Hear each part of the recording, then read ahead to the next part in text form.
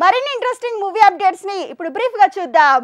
Power star Pawan Kalyan తో సుజిత్ తీసే సినిమాకు మ్యూజిషియన్ కష్టాలు చేయట ఫర్ ఎ చేంజ్ అంటూ అనిరుద్ని ట్రై చేస్తే తను 8 ప్రాజెక్టులతో బిజీగా ఉన్నాడని తెలుస్తోంది. మెగాస్టార్ చిరంజీవితో పూరి సినిమా ఆల్మోస్ట్ ఓకే అయిందట. కథ ఫస్ట్ హాఫ్ ని చిరు యాక్సెప్ట్ చేశాడని తెలుస్తోంది. సెకండ్ హాఫ్ రఫ్ వర్షన్ కూడా నచ్చిందని తెలుస్తోంది. ఈ నెల 20న ఫైనల్ వర్షన్ తో ప్రాజెక్టు ఫైనల్ చేసుకుంటాడట పూరి.